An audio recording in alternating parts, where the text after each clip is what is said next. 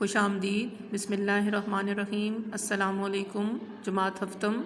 آج ہم اپنے حمد باری تعالیٰ کا آغاز کریں گے۔ حمد باری تعالیٰ ایسی نظم جس میں اللہ کی تعریف بیان کی جائے۔ اہم الفاظ کی طرف آ جاتے ہیں۔ فلک، نظارہ، شبنم، دشت، خالق، ذرہ۔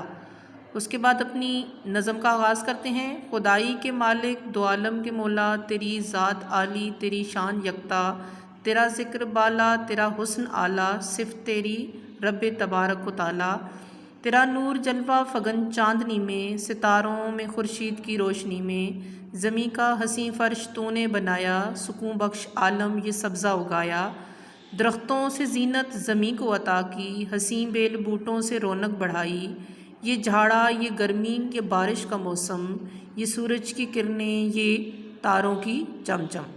بالکل اسی طریقے سے آپ نے بھی الفاظ کی اچھی ادائیگی کے ساتھ اس نظم کو ترنم کے ساتھ پڑھنا ہے۔ حمد پڑھنے کا ایک خاص طریقہ کار ہوتا ہے نظم پڑھنے کا، تو اس نظم کے طریقہ کار کے مطابق آپ نے یہ نظم پڑھنی ہے۔ مشکل الفاظ دیکھ لیتے ہیں۔ دو عالم، صفت، یکتا، جلوہ فگن، خورشید، سکون بخش، زینت اور کرنیں۔ اس کے بعد آپ کو بورڈ پہ خوش خطی کے الفاظ نظر آ رہے ہوں گے۔ فلک، نظارے اور دشت، یہ آپ نے اپنی خوش خطی میں لکھنا ہے۔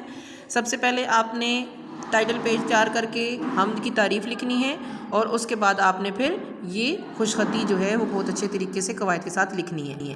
یہ آپ کے پاس مشکل الفاظ ہیں اور ان کے معنی ہیں۔ اس کے بعد ہم دیکھتے ہیں کہ کون کون سے مترادف اور متضاد شامل ہوئے ہیں۔ خورشید، سورج، زینت، خوبصورتی، زمین، دھرتی۔ اس کے بعد اس نظم میں متضاد الفاظ کون سے ہیں؟ گرمی، اس کا متضاد سردی ہوگا، عرش، اس کا متضاد فرش ہوگا، زمین اور اس کا متضاد آسمان ہوگا۔ ان پر دیے گئے الفاظ آپ نے اپنی نیٹ کاپی پر لکھنے ہیں۔